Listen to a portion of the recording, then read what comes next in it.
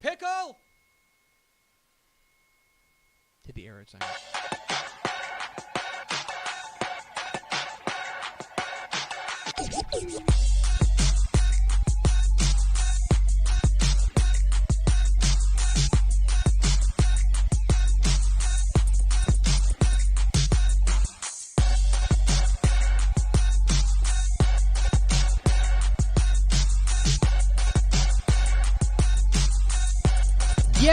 Yes, y'all!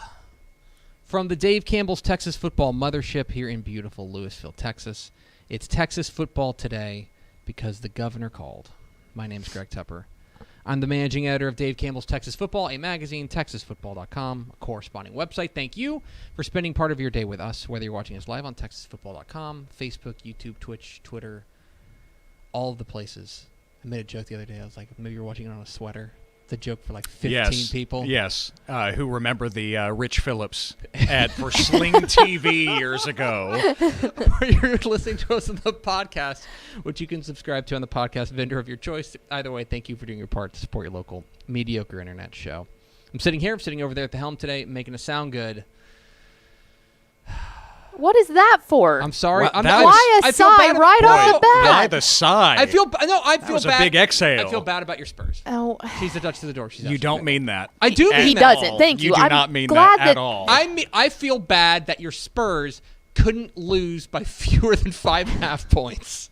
That's for entertainment purposes, of course. You also, I know you're also sad because Ish is a Suns fan, and the Spurs would have gotten obliterated in 4 games to the Suns, and you would have enjoyed seeing that. So there's a lot of levels to your sadness. None of them are for the hurting heart that I have. Those other dulcet tones you hear, and I do mean dulcet tones for once. Meh. Normally it's just like some guy, but instead we're joined by professional talker guy.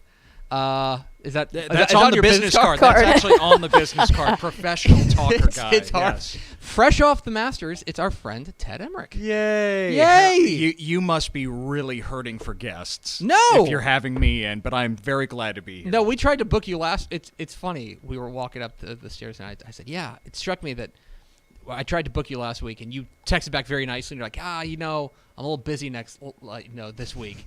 And I was like, dummy. And I was like, I wonder what he's doing. And then he shows up on my radio doing the Masters. I'm like, oh yeah, that thing. Little thing. Little golf tournament. Yeah. They award this jacket. Yeah, exactly. No, I didn't want to beat you down with that. Oh yes, I'm at the Masters next Okay. week. I can't be on Texas football today. All right. I was out of town. I'm sorry I couldn't make it last week. All right. Couple things. Today's Thursday, April 12th, April 14th, 2022, 24 days until Thanksgiving. Happy birthday to Baker Mayfield, episode 1369. Okay. Nice. Thank Nice. you. We've got Ted Emrich in studio, and I want to start with the Masters.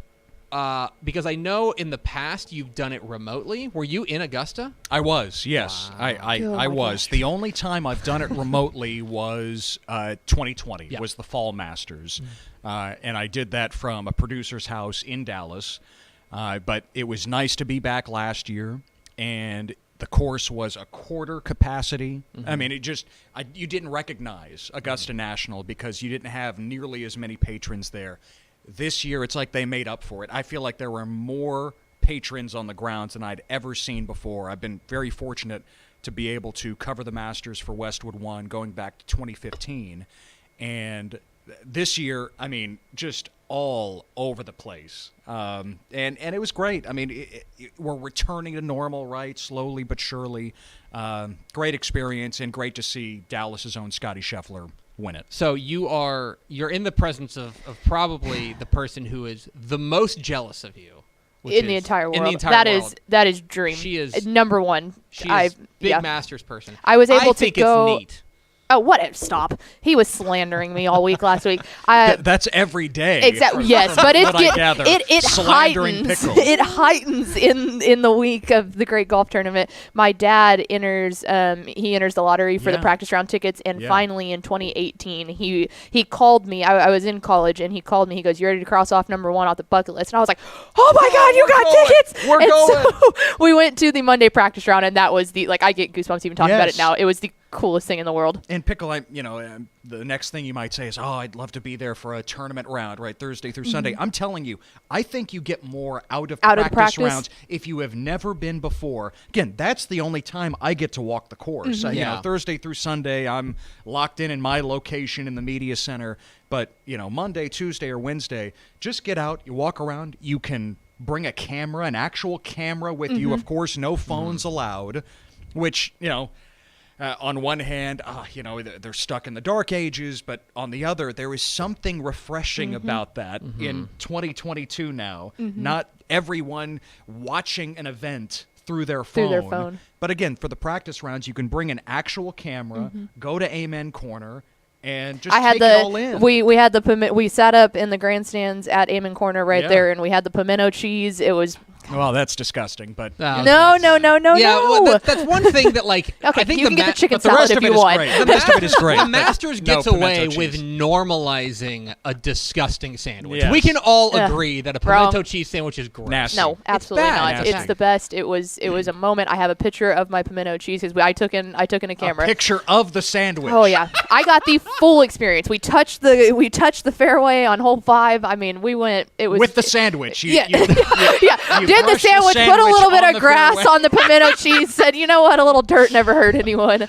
Anyway, that's awesome. Okay, so I could talk this the whole show. Yeah, absolutely. So okay, there's a couple of things about the Masters that I do want to ask you about, because the Masters is a unique broadcasting challenge is maybe a word, because they have a certain set of. I mean, they have a short leash for broadcasters. They want things reflected in a certain way. For example, you mentioned, and that was not an accident. You were saying, man, there were more patrons there than ever. That's what they are at Augusta National. They're not it's that fans. simple. They're No. not spectators. They are patrons.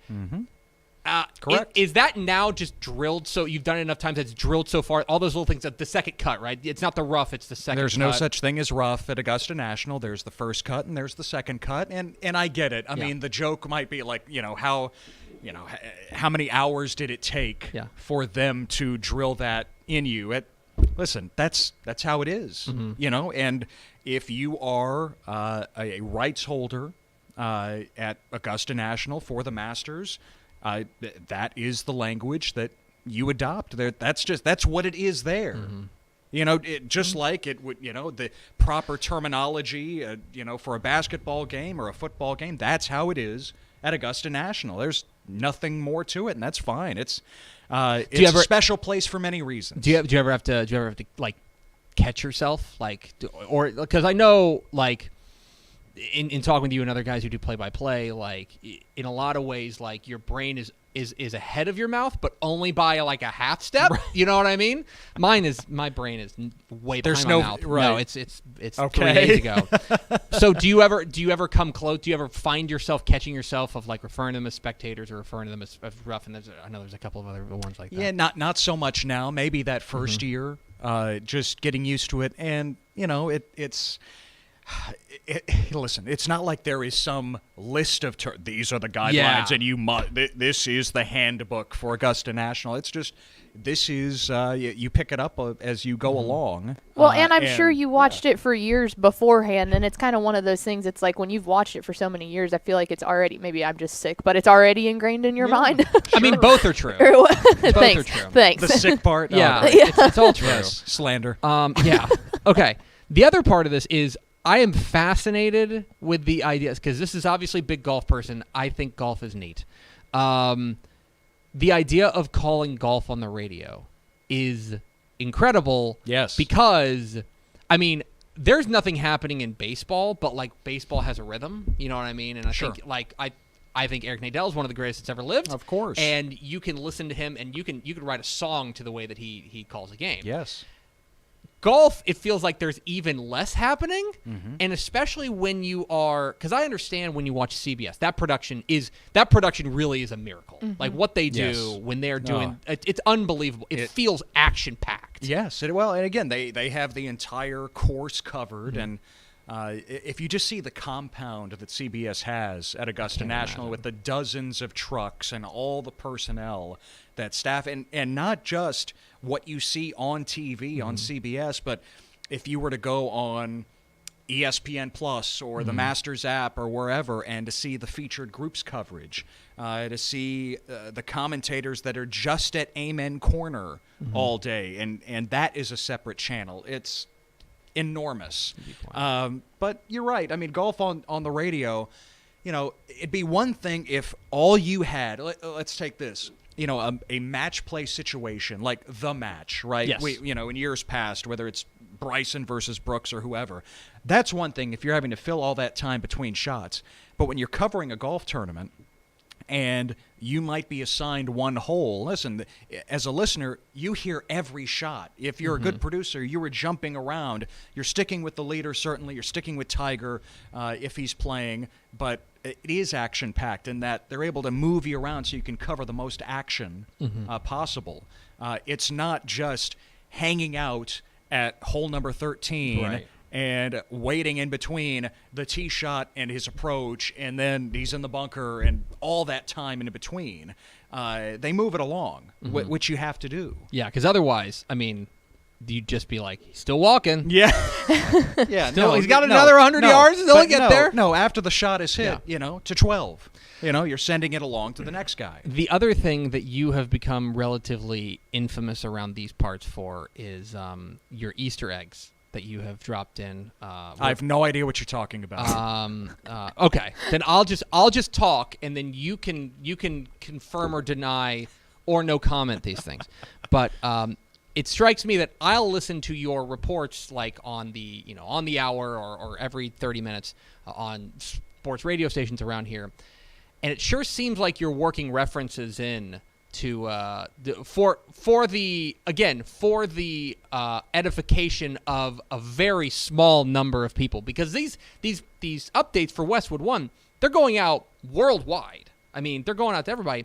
And it seems to me that there are times in which I think you're talking only to me. Yes, I do the updates for Tepper. There's no That's- doubt. I was No doubt, just for you. I'm just saying that, like, look, you're preaching to the choir here, because I made a commitment years ago that I was only going to broadcast to make myself laugh, Right. which, so many Simpsons references. that's exactly Yes. right. Yes. We called a game for the International Bowl. That's right. Years and years That's ago, right. and I worked one in there too. Then, Yes. and Teddy called me out on it. Yes. So, how much do you have just a list of those going in, or is this something that you're forbidden to talk about? I have no idea what you're Okay. talking about, Tep. Okay, you have no idea. I love you, but I have no idea what you're talking about. Very interesting. Very interesting. Maybe, you know what? I hear things a lot. That's Yes. just No, my yeah. earring's going. That's right. It's just sometimes you hear what you want to that's. hear. I think This is that's true. it. I think You know? like it's like the optical illusions. Like it looks like they're like one line's longer than the other, but actually, it's fine. Anyway, okay.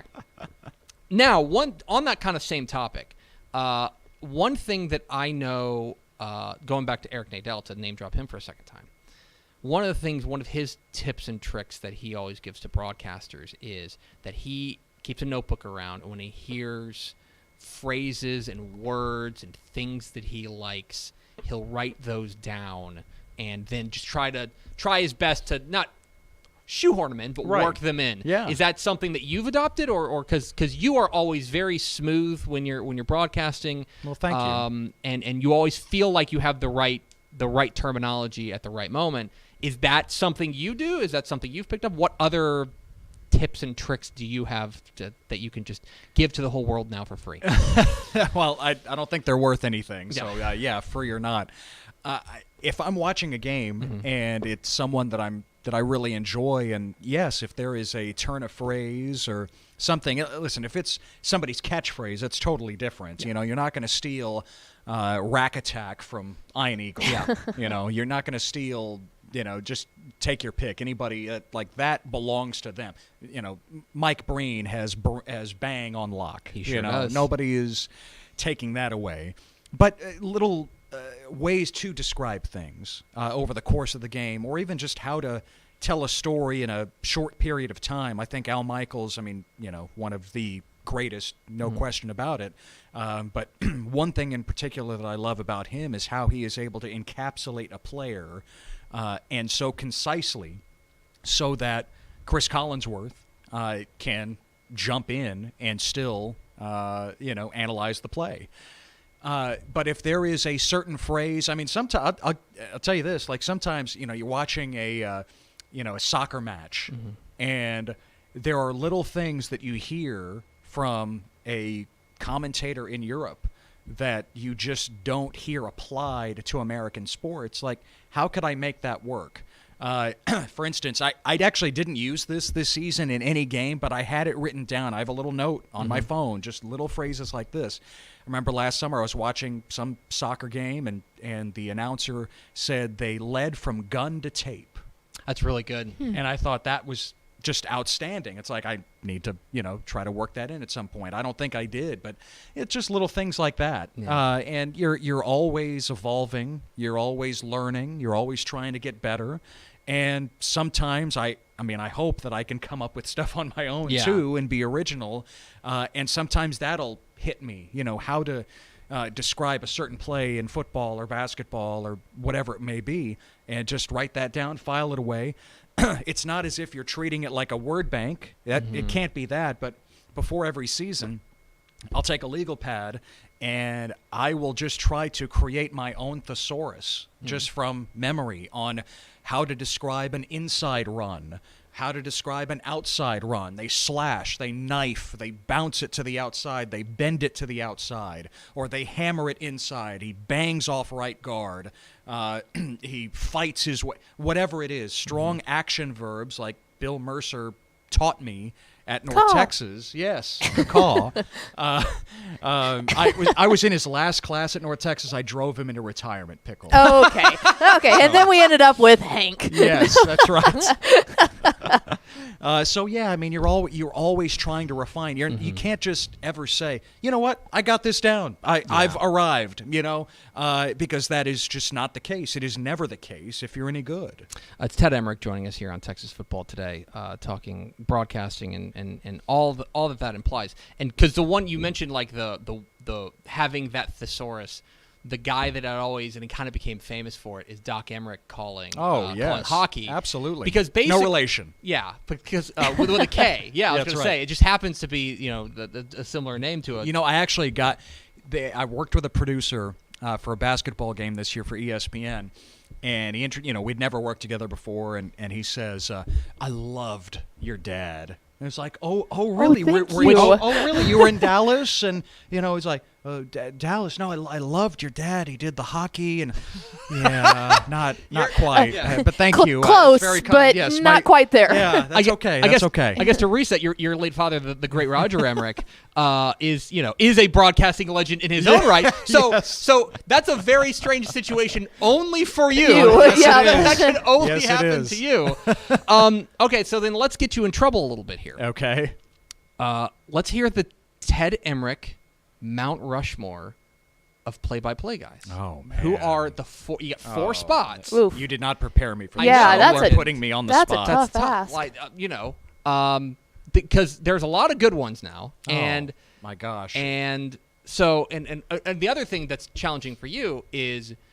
This would be easier if I was just like, you can only do football, guys. Or you can only do right. And I know you consume a lot of different sports. And that's so tough because on one hand you can go by quality of assignments and you could just make it very easy on yourself. Well, I mean, how is Joe Buck not on there? Sure. Right, with all the Super Bowls he's called, all the World Series, and now joining ESPN, and and Joe is one of my favorites. Yeah. But for me, if I'm trying to interpret this, it is who I really enjoy watching and listening to. Who do you stop down? Right, Who's somebody's exactly. like, ooh. It could be, and it could be a game in which I don't really care about the teams involved. For me, my favorite going right now, I won't do Mount Rushmore. Okay, I'm that's sorry, fine. I will not That's do fine. that. I cannot because inevitably you're going to miss somebody of historical significance. For me, my favorites right now. Ian Eagle has always been my favorite. His blend of description, whether he's doing radio or TV, his sense of humor, he doesn't take himself too seriously. He gets the most out of every analyst he ever works with, whether it's the NFL on CBS, whether it's the NCAA tournament, whether it's the NBA on TNT, the Brooklyn Nets, whoever it is. I just think he is the very best going. I also love... I put Joe Buck in there. I love watching. Again, it's always a big game that Joe's doing. Don't know him, never met him, but I've never understood the hatred that he has gotten over the years, and maybe it goes back to the Randy Moss mooning and his call of that. And in the moment, it's tough, right? That's tough, I think, for any broadcaster to handle something like that where he's, fake mooning the crowd at Lambeau. I've never understood the vitriol that he gets. I think there was a minute there where if you wanted to point fingers at him and say, okay, well, his dad's Jack Buck, right? And there's, but it's like if you get into the nepotism game, then well, Ted, Tep, I mean, here's the deal. Yeah. That's right. I mean, and again, I have had no interaction with Joe Buck over the years. Big fan of his work. I have always felt like I can identify with him to some degree. Listen, not to that scale. My dad wasn't Jack Buck. He was like my Jack Buck. I think he was Jack Buck to me. That's right, to us. Exactly. The impact that he made and a Texas Radio Hall of Famer and all of that. But yeah, of course, I'm not where I am without getting that early start, just being around the business, even though it's not like my dad hired me at ESPN or hired me at Westwood One.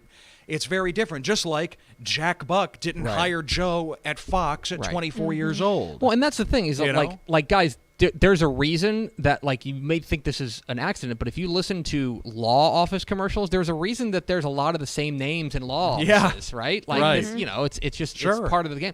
But for Joe Buck, I also think there was, and this is I like Joe Buck a lot, and I've always liked him. Yeah.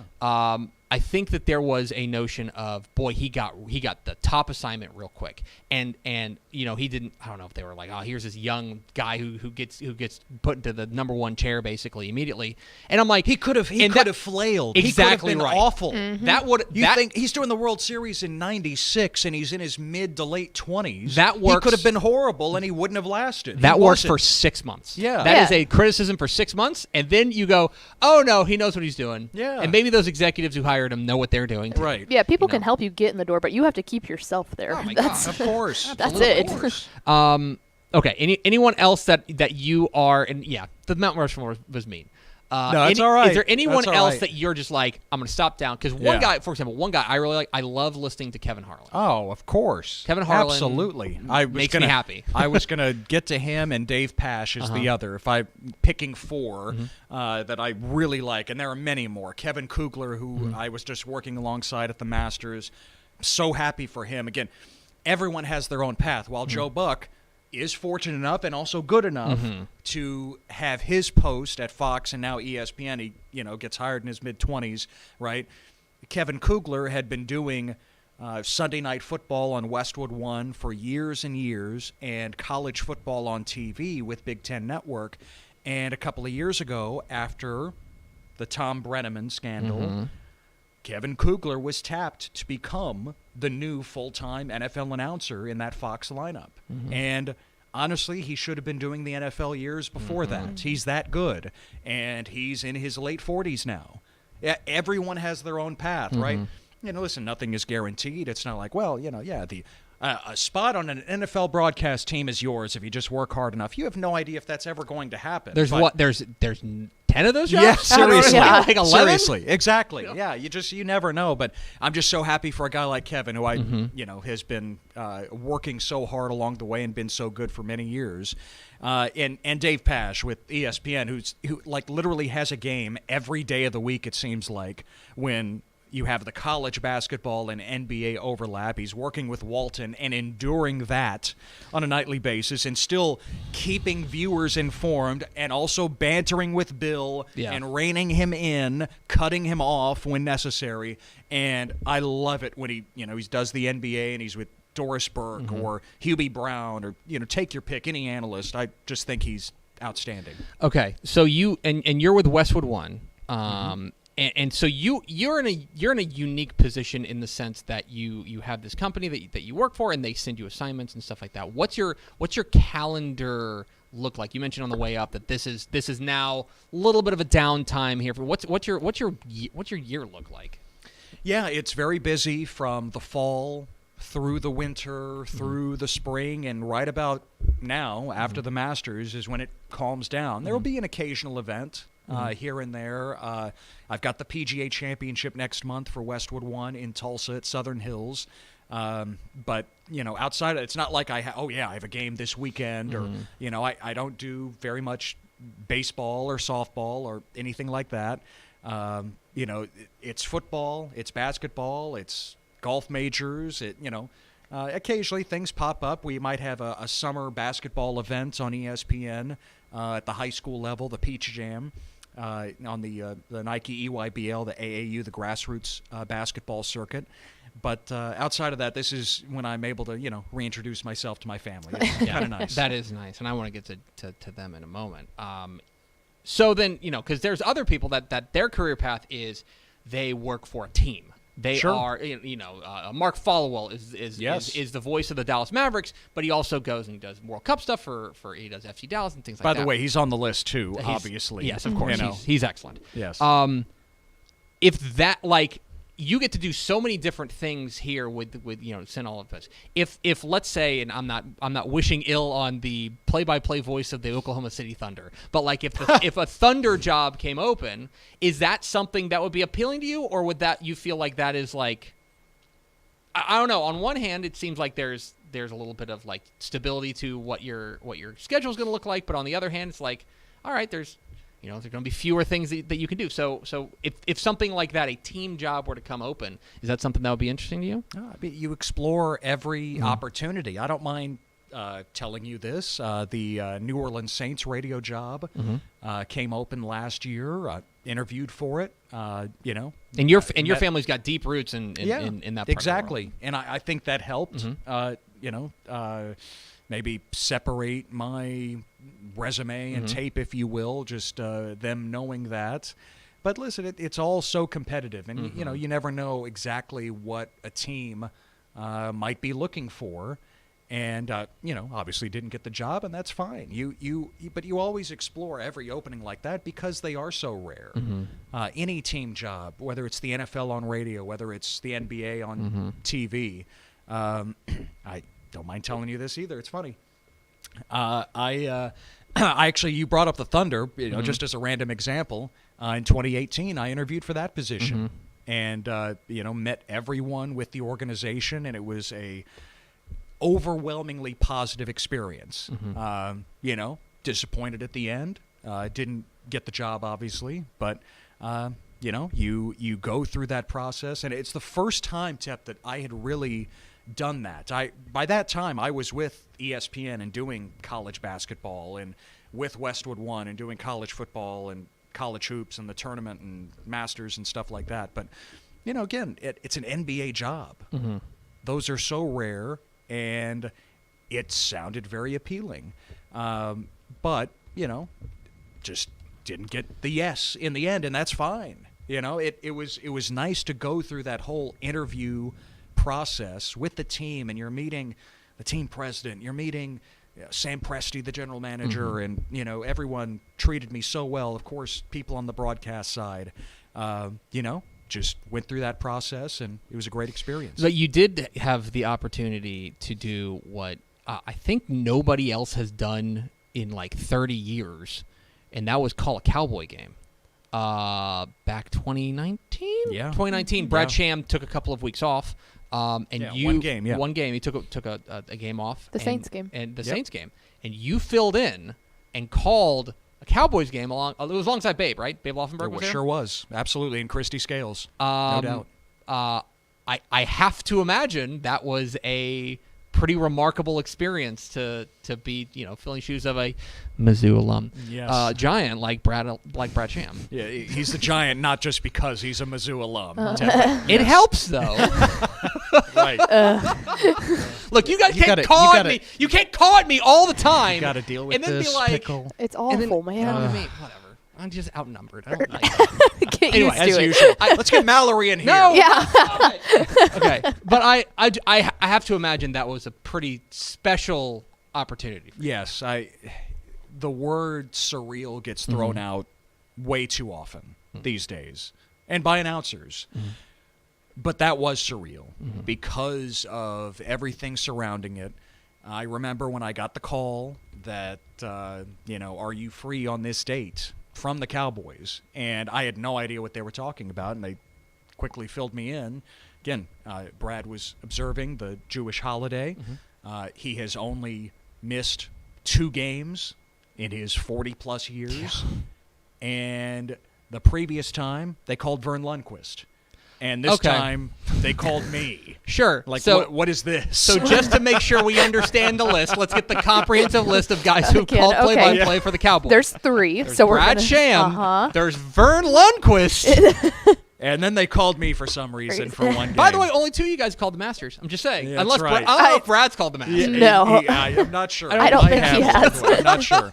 He's done everything. Yeah. So, yes, to call me, and I know, listen, this was months after my dad had passed away. In April of 2019, getting the call in August of 2019, and knowing that the game was the following month, and it was in New Orleans, my dad's hometown, and it just, that the emotions bubbling inside going into that, and it's like, Ted, you got to get a grip, like you're calling an NFL game. But that morning, it was on Sunday Night Football, of course, and again, pre-pandemic, the Superdome was insane, as it usually is for prime time. I flew on the Cowboys charter, which is what you do when, you know, the entire crew and the media and all of that. And I carried my dad's ashes with me on the plane because this gave me the opportunity, my first opportunity to fulfill my dad's wishes. And that was to be sprinkled. He was cremated, and he wanted his remains to be sprinkled at Melot Park in Gretna, Louisiana, which is on the west bank of New Orleans, where he grew up playing Little League Baseball, and where he is also in the Gretna Recreation Department Hall of Fame. Yeah, he is. Because of course he is. And, I mean, there's a whole exhibit, and he's got one of his KRLD button-down shirts and one of his fedoras and a headset. Like everyone else, like you got John Forcade, right, who played in the NFL. You slap a jersey in a box, and that's the display. Anytime somebody is in a Hall of Fame, right? So my dad has a fedora, a headset, and a button-down. I was able to visit the Hall of Fame. One of the people who run it, they said, "Oh yeah, Mr. Roger, he gave us the headsets, and we got kids who come here all the time. Like, was he a gamer? Was he a gamer who was a Hall of Famer?" They had no idea there was how the times have changed. With the mic, of course, that we all see on TV. Yeah, he's just murking all these fools on Call of Duty.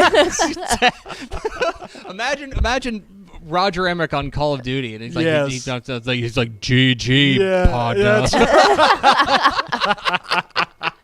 That's awesome. I didn't know that it served another arguably greater purpose than calling a Cowboy game. Absolutely. So that was Sunday morning, and then you go back. It's like, oh my God, now I have a game tonight after all of that, and I remember right before kickoff, and by the way, New Orleans is also where my mom and dad met, where my dad almost ran over my mom in the parking lot at Lakefront Arena at the University of New Orleans. I'm sure he's told you that story. Yes. Okay, good. I'll tell you later. Yes, if not for that, then I wouldn't be here. Yeah. So thanks, Dad, for running late and almost running over my mom. Right before kickoff, I literally felt my mom and dad on my shoulders, like right over my shoulders. Again, you could say I'm making that up, or it's just that's what I felt. Yep. And the nerves coursing through me, and just trying to set those aside, and you almost feel the hand on your shoulder. It's like, you got this, and you can do this. And being with Babe and Christy and the best crew in the league, Ted Nichols Payne, the engineer, and Danny, the producer, and Bob Thomas doing stats, and that settled me down. It's like, yay, you're here for a reason. There is certainly a standard. Brad is not here. I can't quite meet it, but I'm going to come very close tonight. And thankfully, it was a close game. It was an ugly, low-scoring game. 9-6 the Saints or won 9-7? 12-10. Yeah. Yes, Yeah. 12-10. But it was a great thrill, one I'll never forget. And that kind of leads me into a different question, because you, for example, I think maybe you've done a football game since then, but I think the last football game you called was it South Oak Cliff and Liberty Hill, or have you done one since then? Yeah, that would have been the last one, mid-December. Yes, absolutely. How historic that was! Oh my gosh, yeah. And you're calling that game. You and Shea Walker doing a great job. It's a great call. And thank you. You guys, one of the things I think is so interesting, because we, of course, are swallowed up in the high school football bubble around here. And one of the things that I think is interesting about my job is I am very much introducing people to these players. God love them. I think Dalton and Doug Brooks are awesome. You know what I mean? But yeah, they are. I wish I had called one of their games the last 2 years. But John Q, football fan, may not know about these running backs at a 2A level. Right. When you're calling a Cowboy game, for the Cowboys radio network, they know who Dak Prescott is. Of course. So how do you split that difference and balance the fact that you need to be informative while also not here comes number 4 Dak Prescott. He went to Mississippi State. That's right. Everybody knows. Oh, by the way, he was a 4th-round pick. Did you know that? Everyone knows. How about that? Things. The Cowboys stumbled into a franchise quarterback in the front. No, you're I wonder if right. that's more challenging. Oh, sure. Yeah. And on top of that, when you're preparing for an NFL game, as I found at one time, you are drinking from a fire hose. Oh, yeah. There is so much out there and so much good material out there all the terrific beat reporters that cover the Cowboys, whether it's the Morning News, Star Telegram, USA Today, so on and so forth, The Athletic. I mean, every angle is covered. So you're right. You're not trying to be Captain Obvious. Yeah. What pertains to this game? Mm-hmm. What is important about this? Oh, by the way, Dak is back in his home state. Mm-hmm. You know, back in Louisiana. And there was I just remember, again, it was 3 years ago. You know, how many friends and family were on hand? On top of that, Tep, what makes it easier, again, you're not doing it on TV. Mm-hmm. Mm-hmm. And, of course, there is no such thing outside of the preseason as a Cowboys television broadcast. Mm-hmm. If you're doing it on TV, you're doing it for a national audience. And so that's a little different. And it's not like Al Michaels is Captain Obvious, but it's a little different when you are presenting something to a national audience compared to the Cowboys radio network with Cowboys fans tuning in, and it is a home team perspective, not a homer broadcast, but the home team perspective. That's a big difference. I've always loved how Brad has put that, the way he treats Cowboys games on the radio, because it's certainly not a homer broadcast. It's radio, so description is paramount. Yes, you want to have fun with Babe, and we certainly did, and you're telling stories along the way, but item number one is calling the play and setting the formation and setting the down and distance and what is happening on the field, because you have to be the eyes and ears of the listener. Right. So it's not quite, you know, South Oak Cliff and Liberty Hill in the 5A Division II state championship, where you are introducing to an audience who Kevin Henry Jennings is. And he just signed with SMU on Wednesday. Everything is pertinent. In the NFL, it's very different. There are those little nuggets that you pick up along the way. Ian Eagle has said this before as he gets ready for games on CBS. You are trying to read everything. You're not using everything. But what can help this broadcast stand out? What matters to this game, this storyline? I think there was something involving Amari Cooper and a member of the Saints who were high school teammates, something like that, right?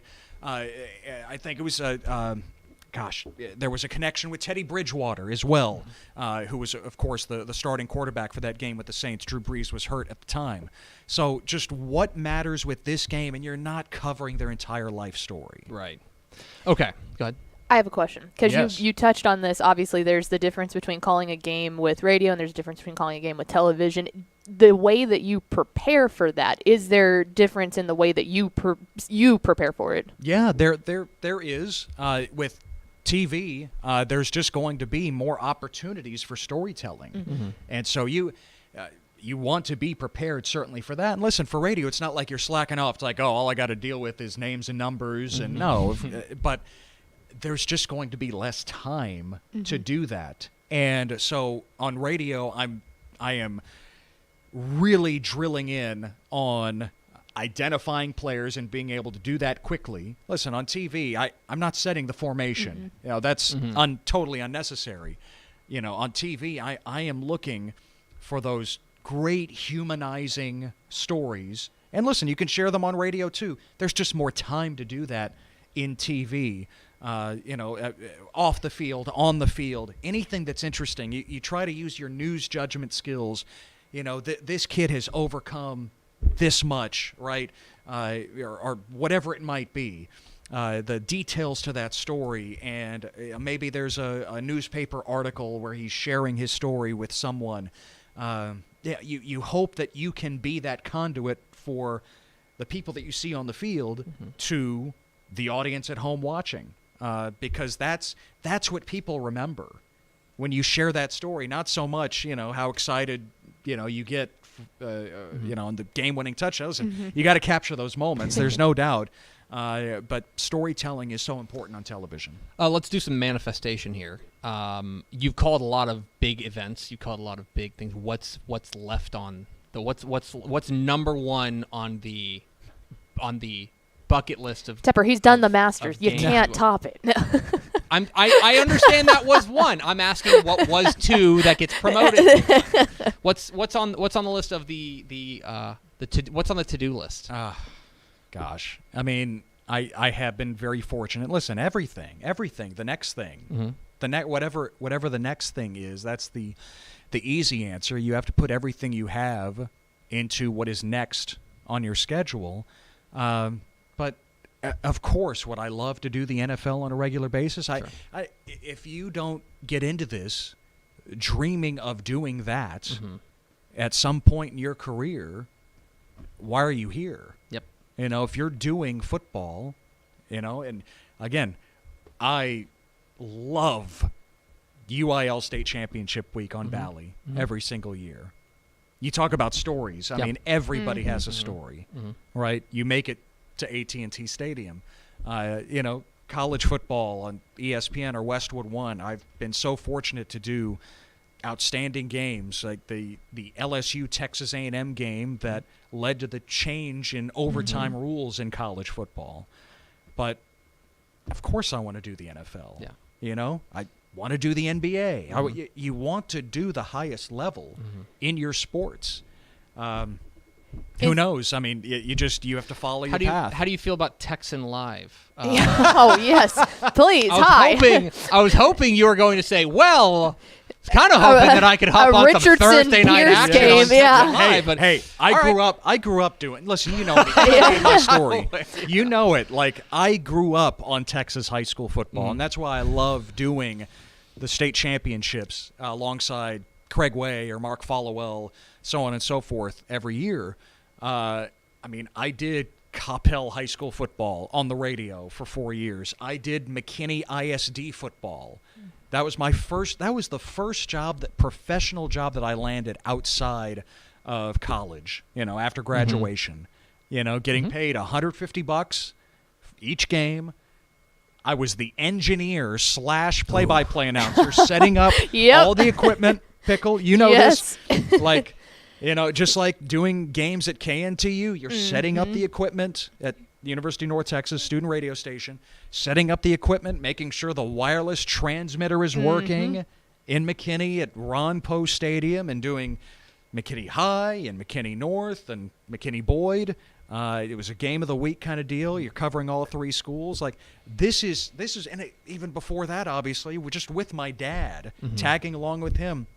I was in high school and, I was the on-site studio host for South Lake Carroll high school football. I was a junior in I didn't go to Carroll, but I was able to see that dynasty in the making when Todd Dodge was the coach. So I love Texas high school football. It's in my blood. If you ever want to if you ever get that itch and you just have like a Thursday night off. I know a girl. I know an executive producer. No, I do have one more other question. Are there any like really wild one-off events like you would love to do a cornhole on ESPN, or like do you hear Nathan's hot dog tournament and say that's it? Like, is there one random weird thing that you say like, if I could do that, I absolutely would? Because I've always wanted to do the Nathan hot dog contest, like be the one out there in the crowd. I think that would be so fun. I would vomit on the air just watching that. I mean, I can't watch it on TV. I cannot watch the hot dog eating contest. It's a tough watch. That's like one thing that I just think it would be like, yep, just one time. I just want to try it. Man, that's like professional hard. badminton or something like that. Right, yeah. Surfing, what's a weird, a weird. They have like that. They have the Red Bull cliff diving thing that I think would just be so cool. It's like, yes, we can just really have fun. Exactly, just let loose. Right. Oh man, that's tough. Like I with Westwood One, I've been really lucky. Like been able to cover 3 Olympics and doing some pretty odd events along the way, like the X Games. Winter Olympic sports like the snowboarding and all the tricks that they do, and it probably be something like that. Like, you know what? Isn't rock climbing an Olympic sport now? It is now. Yeah. I didn't do anything in Tokyo like that. I think that would be a lot of fun. Just the race element to that, in addition to the climbing. I don't know. Breakdancing. I'll have to think about it. Yeah, breakdancing. It's going to be in the next Olympics. That's it. Did I hit the nail on the head? I don't know who we need to speak to, but there's a camera right here. whoever is in charge of booking, I presume NBC's got it for 2024 as well. Yes, they have it forever. When you need got your guy. breakdancing, I'm sure they're watching on the radio. That's why I want because the TV again, like the picture paints itself. I hear bit. you. I hear you. I need you on radio. Yeah, that's what I need. We need Westwood One to get back on the Olympics. That would be fun. Incredible. Yes. Okay. I want to address something now. How old? Well, I guess let's go to. We have some photographic evidence. Let's talk about this. You are wagon dad now. Oh no! Yes, I am. There you go. Yes, You're wagon dad. This was from a few weeks ago. The roof on the radio flyer is just great. Isn't that the best? That is awesome. It's next level That's stuff. yeah. That was not there back in my day. No, it wasn't. Not for me either. So you're wagon dad. I am wagon dad for the 5-year-old. And look at that. Jane, my daughter, yes, she's throwing up the 3 fingers, the Drei Gläser, watched Inglourious Basterds. Like, where did that come from? I don't know. I have no idea. I haven't seen it from her since. But you know what? Look at her. That is strictly vibes. She is just like, she's vibing. Dad's pulling me around. Yep. I have some sort of drink in my hand. Like things are good. She's crushing it. How old is Jane now? She's 5. She's 5. Yep. This is because this is something I'm going through with Hank right now because Hank is 3.5-ish. Yeah, sure. Close. Yeah. What does Jane have a conception of what Dad does for a living? Somewhat. Yes, somewhat. Well, you know what? She has more of a conception of it than she would because I've done a lot of games from home for ESPN. Oh, yeah. A lot of my Big 12 college basketball games were done with the live from home equipment that ESPN sent. And, over the last 2 years, they've utilized that quite a bit. Listen, we all want to be on site. I always laugh at the people that chime in on Twitter. It's like, well, why aren't you there? It's like, I would love to be there. Yeah, that's the only way to do a game. You're telling me. That is above my pay grade. I'm thankful that we still have games. It just, whether it's COVID concerns, whether it's budget concerns, I have no idea. That is so far above me. Yes. I just know where I'm doing the game. I hope it's at the arena. If not, it's from my home office. And so, Jane thinks I'm too loud on occasion. I mean, I get it. I can get excited. We all can. But she knows, Daddy's calling a game this weekend or, whatever. Okay. If I'm happen to be traveling, so yes. Because with Hank, we'll drive by a football stadium. Yeah. And he'll be like, that's Daddy's work. That's right. That's, every football stadium. It's a middle school Texas stadium or the Cotton Bowl. Correct. That's Daddy's that's work. That's Daddy's office. But I can't imagine that Jane walks by a radio and goes, there's Daddy's work. You know what I mean? But she does understand that, Dad talks into equipment. I'm sure she could see basketball and kind of put that together. Yeah. Oh yeah, she's seen. I mean, again, it's not like my wife Kate and Jane are plopping down for every game that I do. That would be a sentence that they do not deserve. But on occasion, they'll flip it on and there's Daddy, doing whatever game on TV. There's Daddy. Got the headset and all of that. I mean, let's be honest. I think we all probably still have grown relatives that don't necessarily, especially with us in Texas high school football, don't necessarily understand what it is that we do. Oh, certainly. Consistently. Right. Yeah, they exactly say, right. well, especially out of state, they're like, you pay your bills by talking about high school football? You do high school football, but then what do you do the other for real? 8 months? Do you work at do you wait tables? It's right, exactly. Full-time gig. Yeah, it's Texas. Yeah, Texas. It is in fact. Yeah, this is the only place that we can have this job. That's right. Yeah, that's just it's just interesting to see through the eyes of kids. 'Cause I don't think Hank has any idea that I write. I don't think the magazine is something that is he is. I think it's well, yeah. It's every once in a while he gets to see early. me on TV. Yeah, and he's like, oh, there's Dad. That's right. That's why he's not here. He's in the television. That's right. That's where he lives now. In the box. This is my home now. Right. Yes. And that's the other thing that's important. And I don't know if people need to hear this. The husbands and wives of broadcasters get enough of us. They ain't tuning in. They get enough of us off the clock. No. Okay, Yeah. they ain't tuning in. There's no need. My wife has probably seen My wife. 5 minutes of my broadcasting over the past year. Wow. 5 minutes. Wow. Should have tuned in and be like, oh. And that would be when I'm like, hey, look at this clip we did on the show or something. Right. Well, that's because you're really hard to put up with. Damn. Wow. All right. Bang! Bang! There it Pickle is. from downtown. Ted Emrich. All right, one last question for Ted Emrich. You got good pipes. I don't think that's. I don't think I'm breaking any news. Thank you. You got it from your dad. I never met your mom. Did she have a nice voice, or is this mostly dad? Yeah, she actually had a voice deeper than my dad's. Oh wow! Nice. Or not. I Yes, love she it. did. Hello, honey. How are you? I love it. Okay. No, she was fine. Yeah.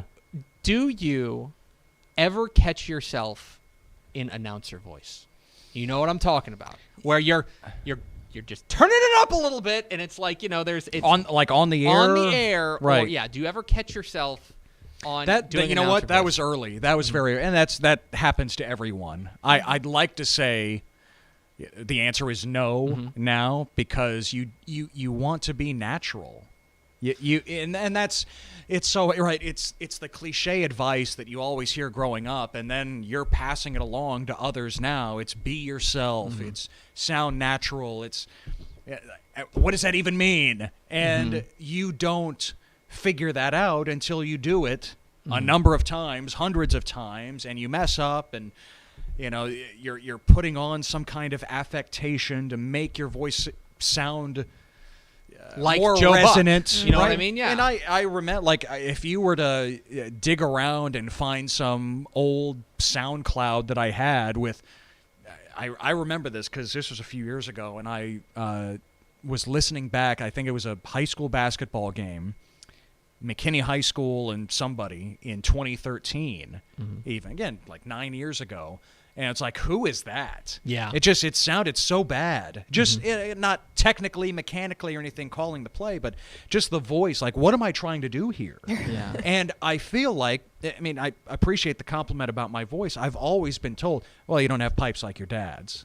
And it's like, well, thanks for that. Appreciate that. And I don't.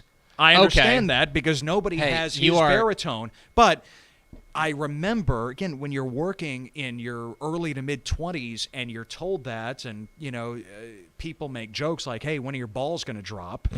Like, thanks for, again, I got to have a deeper voice then. And now you don't sound like yourself. You are inauthentic. Right. Exactly right. And so, again, I hope now, and especially in big, how you're...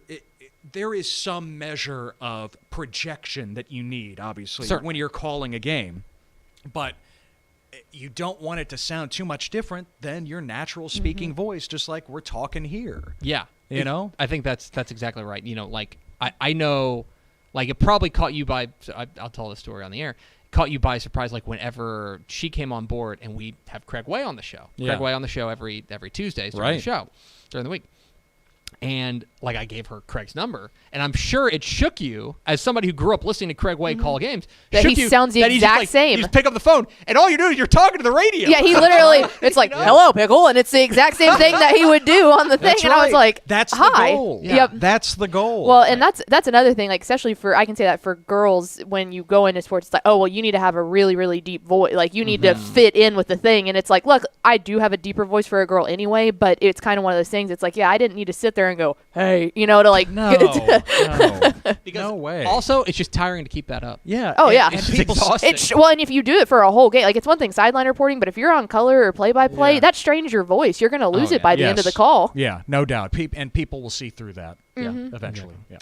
He's Ted Emrich. He is. You hear him on ESPN, on Westwood One, all the places. When are we gonna get a Ted pod? When do we get the Ted Emrich? No one. podcast? There is no market for that. No one needs that. I would listen. You would be the one person to download that every week. Would your wife listen to it? No way. No way. Would would she subscribe to it just to boost the numbers? No. I'm going to help in this. No, there is no way. Because I think my wife subscribes to the podcast and never listens to it just to we're gonna bump the number. I'll support the team, stuff like that. You're saying Kate would be like, absolutely not. She would just shake her head like, what is a what is that? Podcast. There's enough what are we doing here? You talk enough for a living. Yeah, seriously. There's no way. Ted, thanks for stopping by, man. Appreciate Always you a pleasure, man. I love this studio is incredible. Well, I know what now you know guys where have we put are. together. Whenever I know you're pretty local. I'm right down the road. So Like if I'm you, 5 minutes away. if you ever just want to hang out, like, this is where we Just are. barge through like the Kool-Aid Man. And Yeah. Oh, it's yeah. It'd be great. Oh, yeah. Texas football today. That's the energy that we need in here. Also, it gives me a break from just having to talk to him. So I'm telling you, this is all good Oh, stuff. you do need a break from that. So You're telling me. So this is episode 1,369. We Nice. have ended 1,368 shows by asking Vince Young to come get his 2001 Player of the Year trophy. Oh, man. So- Madison, yes. I'll do the. those awesome sky blue uniforms. they were. I remember, man. He looked faster in those too. Yes. I don't know what it Yes. was. It's I the think it was flash. color. Clips. Yeah. The color. Yes. So Well, I appreciate it, Tep. Thank you. I will accept it on his behalf. No, And, that's not. thank you so not much. the All right. I'm Point. See ya. All right, hold on. I'll do an outro. I'll point to you, and you can address that camera and tell Vince Young to get his Player of the Year trophy in whatever way Okay. you think is best. Okay. That's going to do it for us. Thanks for spending a little bit of your day with us. Follow us on Twitter at DCTF. Like us on Facebook, facebook.com/Dave Campbell's. Follow us on Instagram, instagram.com/Dave Campbell's. And, of course, see us at texasfootball.com. For Ted Emrich and Ashley Pickle, I'm Greg Tepper. Vince, just listen for a moment. You won this beautiful award that has a chip, maybe multiple chips on it. This award needs to go home. It needs you. It wants you. Please pick it up. Please, do it for the children. We'll see you tomorrow on Texas Football Today.